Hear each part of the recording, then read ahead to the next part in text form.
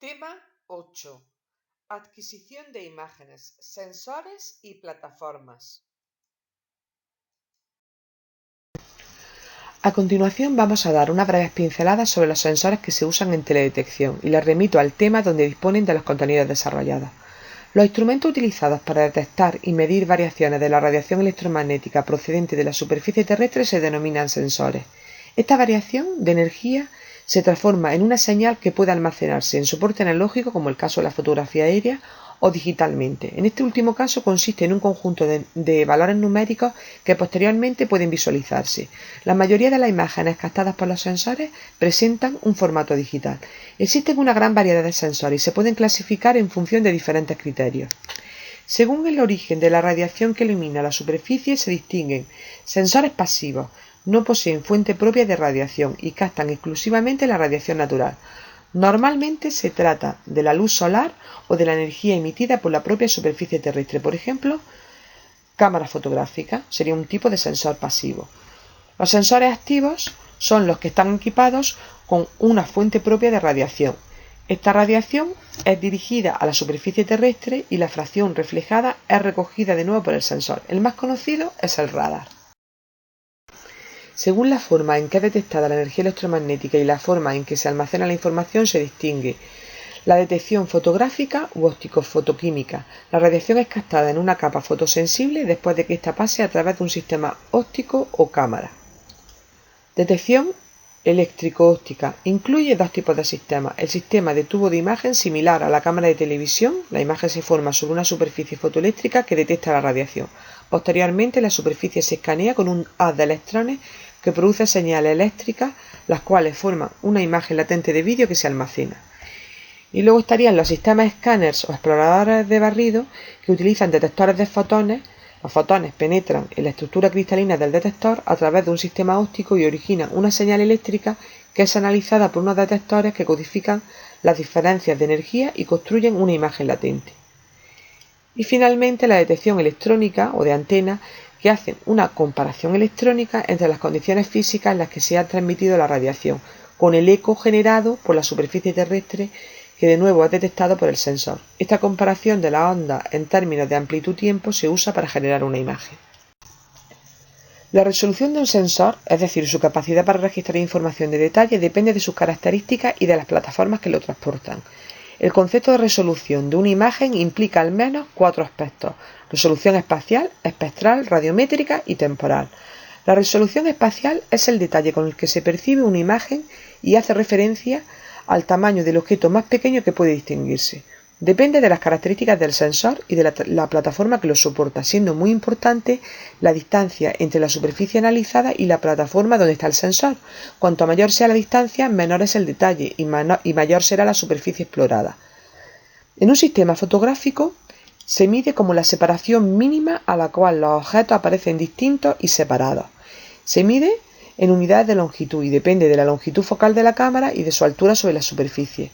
En los sensores óptico-electrónicos se utiliza el concepto de campo de visión instantáneo, IFOP. El campo de visión del instrumento FOB se define como la sección angular del sensor o cono de visibilidad. ¿De acuerdo?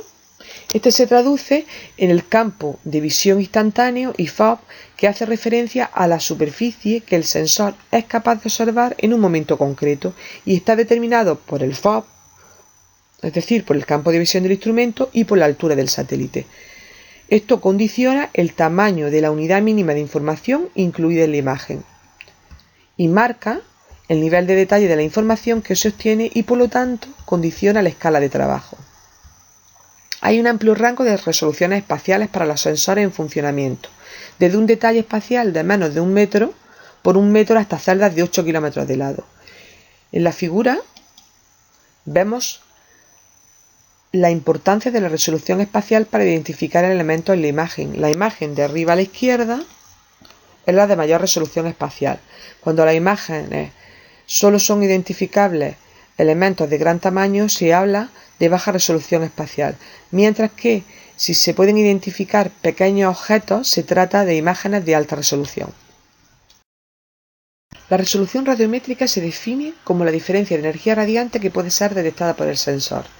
y hace referencia a la sensibilidad del sensor para detectar variaciones de energía en una misma longitud de onda. El sensor solo es sensible a variaciones de energía dentro de un intervalo, que viene definido por el rango dinámico, que es la diferencia entre el máximo de energía observable y la mínima energía útil. Toda energía radiante menor de la mínima energía útil se considera ruido y es despreciada, mientras que toda la cantidad de energía superior a la máxima energía observable no es procesada, pues satura el sensor. Para los sistemas fotográficos, la resolución radiométrica se expresa por el número de niveles de grises. Para los sensores óptico-electrónicos, la resolución es indicada por la amplitud del número de clases en los que el sensor clasifica la señal electromagnética recibida y se usan para la definición de la imagen digital. Se usa el número de bits que precisa cada elemento de la imagen para ser almacenado. En los sensores actuales, la resolución radiométrica normalmente es de 256 niveles de codificación, 8 bits, con la excepción del NOAA AV-HRR que trabaja con 1024 niveles, 10 bits, el Iconos que codifica hasta 2048 niveles, 11 bits, y el MODIS que discrimina hasta 65.536 valores, 16 bits, que se prevé que será la resolución estándar de los futuros sensores. La resolución espectral de un sensor hace referencia al número, la localización y la amplitud de las bandas, intervalos de longitud de onda que puede discriminar dentro del espectro electromagnético. Un sensor tendrá mayor resolución cuanto mayor sea el número de bandas que proporciona, ya que facilita la identificación espectral de las cubiertas. Es interesante que las bandas sean suficientemente estrechas de manera que recojan la señal sobre regiones coherentes del espectro. Bandas muy anchas supone registrar un valor promedio que puede enmascarar los espectros de las diferentes cubiertas. Entre los sensores existentes, la menor resolución espectral corresponde a las cámaras fotográficas, que no distinguen entre longitudes de onda y acumulan toda la información o reflectancia en una sola banda. Se llaman imágenes pancromáticas. Las fotografías en color tienen capacidad para detectar y almacenar diferenciadamente la energía reflejada en el azul, verde y en el rojo, es decir, 3 bandas, y los sensores óptico-electrónicos actuales ofrecen un amplio rango de resoluciones espectrales, desde las T3 del Spot HRV, 7 en el Landsat Thematic Mapper o las 36 del MODIS. Todos ellos son sensores multiespectrales. Cuando se capta la respuesta espectral de la superficie en cientos de bandas espectralmente muy estrechas, se denominan sensores hiperespectrales.